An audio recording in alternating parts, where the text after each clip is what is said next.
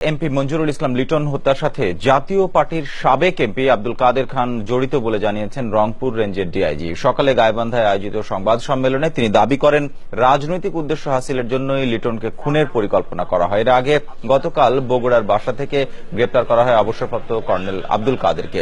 এরপর নেওয়া হয় চিফ জুডিশিয়াল ম্যাজিস্ট্রেট মইনুল হাসানের আদালতে। সেখানে 164 ধারায় জবানবন্দি দেয় তারা। গত বুধবার গাইবান্ধা থেকে কাদের খানের গাড়ি চালক এবং কেয়ারটেকার সহ 4 জনকে আটক করা হয়।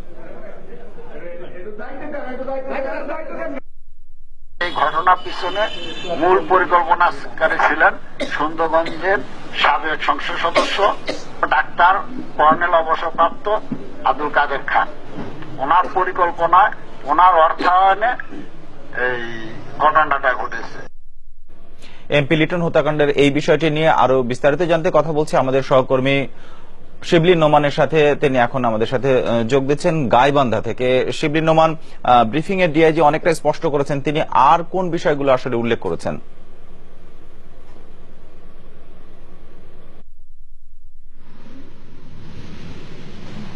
জোয়া, আসলে এই এমপি লিটন হত্যাকাণ্ডের যে রহস্য, সেই রহস্যটি এমন ভাবে উন্মোচিত হয়েছে আজকে সংবাদ ব্রিফিং এর পরে। কিছু কিছু বিষয়, বেশ কিছু পিলে চমকানোর মতো তথ্য কিন্তু আমরা আমাদের রংপুর রেঞ্জের যিনি ডিআইজি তিনি কিন্তু দিয়েছেন।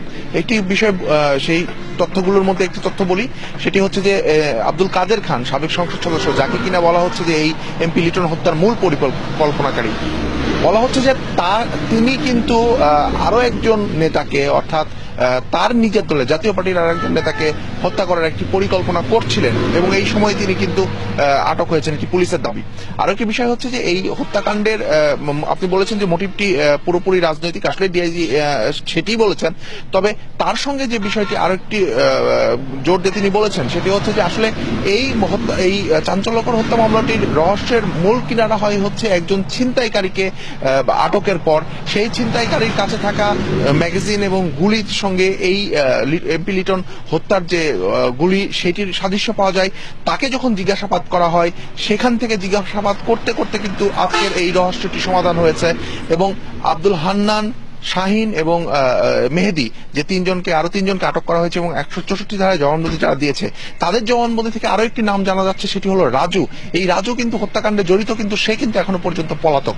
সব মিলিয়ে আমাদের কাছে এখনো পর্যন্ত পুলিশের ব্রিফিং থেকে যে পাওয়া তথ্য, সেটি এরকমই ছিল। জোহা, পুলিশ অনেক বিষয়ই উল্লেখ করেছেন। আপনাকে ধন্যবাদ শিবলি নোমান, আমাদের সাথে যোগ দিয়েছেন আপনি।